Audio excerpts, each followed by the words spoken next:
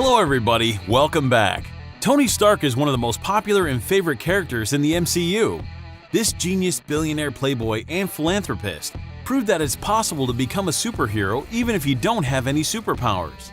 Due to his genius-level intellect and deep engineering knowledge, he created his Iron Man suit. And while Stark was improving his armor in an effort to make it perfect, the ways he was suiting up were also changing. So let's recollect these awesome scenes. Jarvis, drop my needle. The Mark I was the first armor crafted by Tony Stark while he was imprisoned in a cave by a terrorist group called the Ten Rings. And we all remember how Stark and his friend Yinsen were trying to charge the suit. Unfortunately, Dr. Yinsen had to sacrifice himself to gain the time necessary for the armor to reach full power level. The Mark I was totally bulletproof and looked like a walking tank armed with several missiles and flamethrowers. My turn.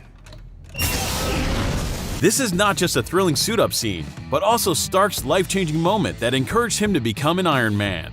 Also, it showed Tony's genius and impressive inventiveness. After the escape and returning to the Malibu mansion, Tony Stark constructed the Mark II. Unlike the previous suit, this one was provided with better technologies, had sleek design and fully integrated AI named Jarvis. As we can see, it was much easier to put on this armor because Stark was assisted by his robots, Downey and U+. Due to wonderful background music and impressive CGI effects, this suit-up scene and the following test flight scene are just amazing. Kind of like a dream.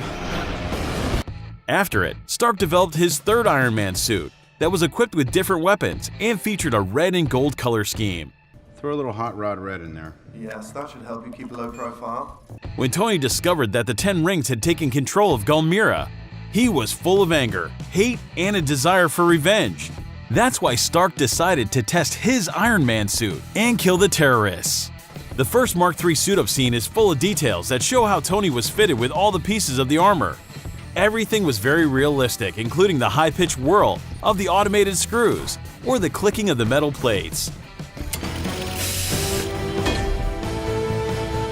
Also, do you remember the funny moment when Stark was getting out of the armor? Obviously, that process needed further improvements.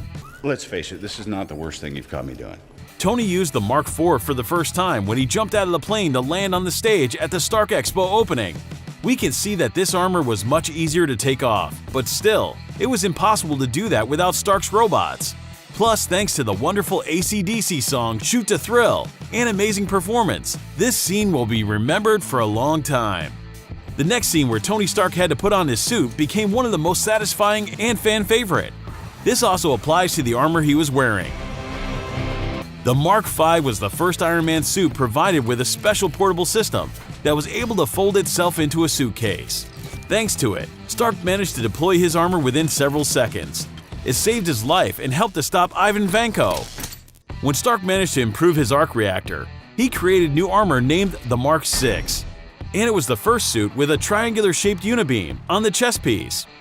Besides, it had such amazing features as water and electric resistance. At the same time, Tony needed robots to take off this armor, but due to various modifications, he was able to do it even while he was moving. We saw the Mark VII for the first time just right when Loki had thrown Tony through the window in the Stark Tower during the Battle of New York. This was the first armor provided with the remote capabilities. As soon as Stark ordered Jarvis to deploy the Mark VII, it jetpacked out the window and thanks to special bracelets formed around his body moments before Tony hit the ground.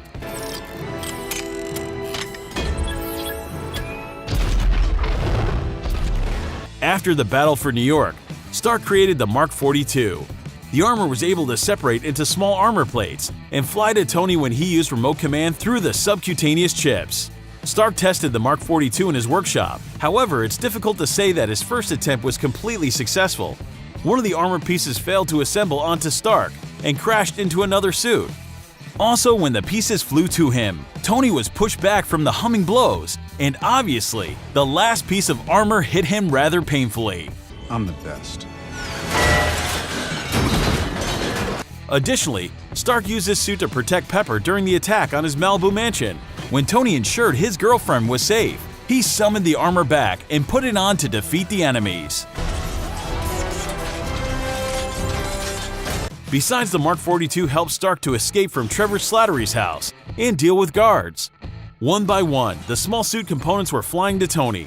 Although they didn't arrive all simultaneously, it's better late than never. Not the face. Whew, it's good to be back.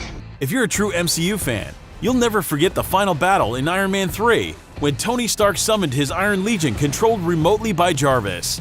During this battle scene, Stark was wearing a lot of suits, including the Mark 33, or so-called Silver Centurion, the Mark 16, nicknamed Nightclub, the Mark 40, aka Shotgun, and the Mark 15, also known as Sneaky. Stark liked to plan for possible negative repercussions, and one of those was the uncontrollable Hulk rampage. That's why in Avengers Age of Ultron, he had to fight with the Green Avenger using the Mark 44, aka the Hulkbuster. The armor was kept in a mobile service module, Veronica, on Tony's satellite, and after the Iron Man's command, the Mark 44 was sent down into South Africa. The armor began attaching onto Stark's Mark 43 when it was in midair. Probably anyone will agree that this is one of the most epic suit-up scenes. No doubt we were all surprised when we saw a fully functional Iron Man gauntlet deploying from Tony's regular-sized wristwatch. This gauntlet was the part of the Mark 46. Stark stored the armor in his helicopter and was able to deploy it with a simple press of the button. This is undoubtedly one of the coolest and fastest suit-up scenes ever. And the next suit created by Stark was the Mark 47. Tony used it in Spider-Man: Homecoming to push the two parts of the Staten Island ferry together and save the passengers. After that, he easily took off his armor to have a talk with Peter and take away Parker's suit as a result of his recklessness. If you even cared, you'd actually be here. And now we go to Avengers: Infinity War, and the scene where Stark deployed his Mark 50 for the first time. I'm sorry, Earth is closed today. Tony used impressive nanotechnology to create this armor. All nanoparticles were stored in a new removable arc reactor. They were able to deploy all over Tony's body in a couple of seconds. In addition, he was able to use the nanoparticles to form S.H.I.E.L.D. or various weapons. Where'd that come from? It's nanotech, you like it? The Mark 85 became Stark's final armor and the pinnacle of his engineering skills. He was wearing it during his travel back in time to New York. There he used the suit when he jumped out of the Stark Tower, repeating the scene from the first Avengers movie. Thanks to the nanotechnology from the Mark 50, this armor quickly wrapped around Stark's body and helped him to maintain his cover. Also, before Hulk used a nano gauntlet, Tony deployed the Mark 85 and even created an energy shield. Unfortunately, the suit didn't protect Stark when he snapped his fingers and defeated Thanos. And I am Iron Man. Don't forget to comment on your favorite Iron Man suit-up scene.